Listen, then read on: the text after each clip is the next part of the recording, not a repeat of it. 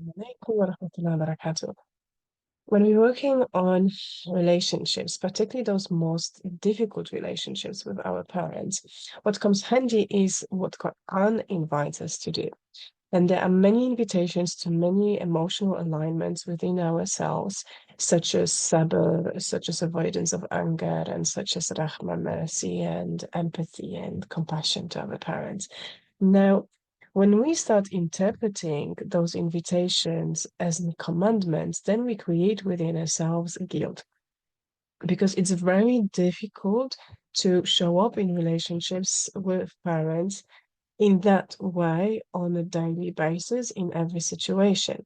And how about if we stop thinking about them just as a commandment and start considering them as a guidance? Because if anything, one came to us as a guidance.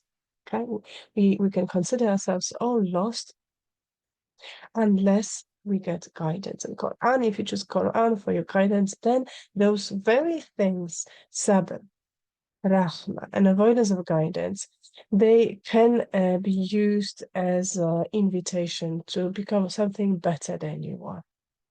Okay. Now, ghadab is in anger. We know that it's something to avoid because Sunnah of Prophet ﷺ encourages us to not become angry and furious. So it is not something that should make you feel guilty. This hadith shouldn't make you feel guilty when you feel angry, but makes this hadith, if we approach this approach Quran as a guidance, should make you feel aware. So if you are in situations with your parents, and very often it's repeated situation, right? It's like a repeated circle. When they make you angry, uh, just the mere fact that you're aware of this anger will allow you to step back and apply further instructions of management of your anger, like sitting down, leaving the situation, maybe making some I don't know, wudu, pull yourself down. So that's number one. Another thing about anger is we know from psychology that it is absolutely unavoidable. You can't avoid anger. This is wired within you. Anxiety, anger, self-protection, all of those mechanisms are there to give you signs that that you are in situation which is out of order. Situation that we now call crossing your boundaries. All right. So if you use that experience of anger and step back, even in time, and start reflecting, start journaling on what boundary has been crossed here by my parents, you will come to conclusion that maybe you have to renegotiate this relationship with your parents, whether they understand it or not. The most important thing is that you understand. So when you see the red flags, you will prevent anger from happening. You will prevent yourself from experiencing anger.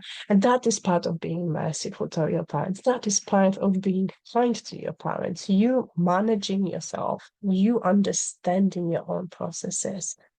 And, another misconception that we have about forgiveness, which I really want to talk about mercy, about maghfirah to our parents, is that we think that we should always be cool. We should at all times be loving to them.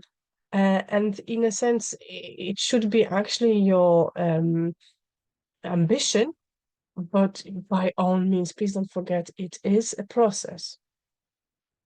Quran says to me in Surah 24, verse 22, and let them pardon and overlook. Would you not like that Allah SWT forgive you? Okay.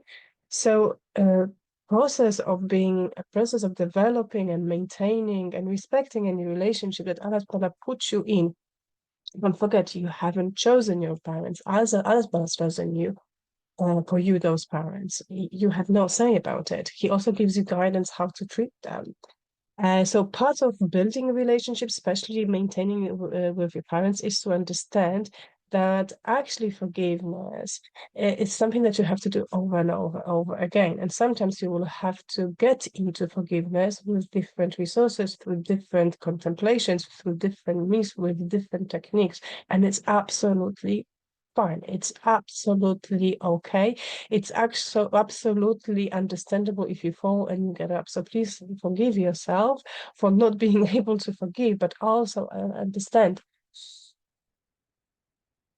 that part of you creating relationship with Allah subhanahu wa ta'ala is making sure that forgiveness it doesn't guilt traps you, because it's a process, it's a learning process. If it's a case of trials and errors.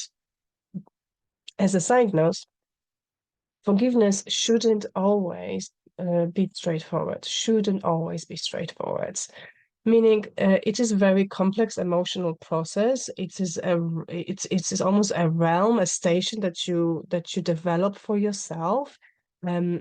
It is literally a skill, but at the same time, it brings with its risks. So there are things which you shouldn't forgive. So do you remember when I spoken about anger leading you to contemplation about your boundaries and the red flags? That's part of it. But also, you shouldn't permit harmful behaviors happening to you or even to your children if your parents are grandparents, especially if it comes to abuse and repeated offenses targeting you. So there are things which we shouldn't forgive, but it's a different thing to not forgive behavior, and it's a different thing to forgive your parents for who they are, not for what they do.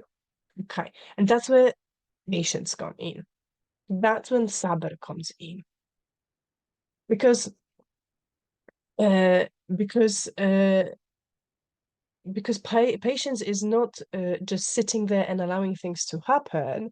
Patience is there to allow you to protect yourself and protect your loved ones, like your children, from abusive behaviors, if that's what's going on in a relationship with your parents. But at the same time, what what sabr isn't, is just making dua for Allah for this to go away. You really need to show up.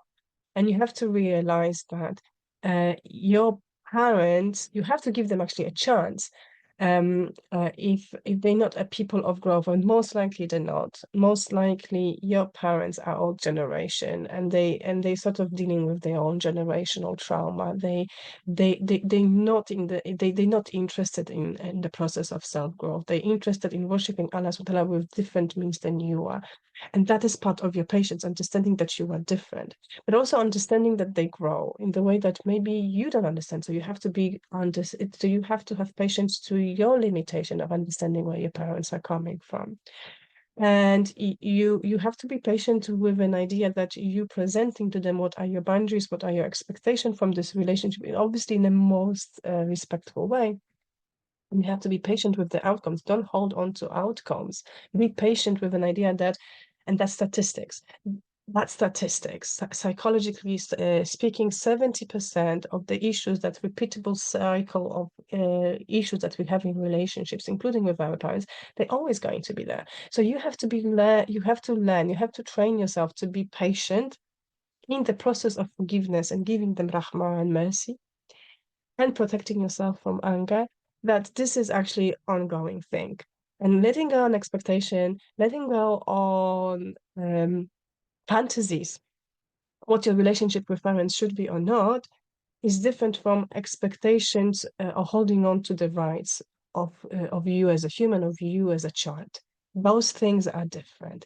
Idolizing relationship with your parents is different to holding on to expectations and your rights as a child.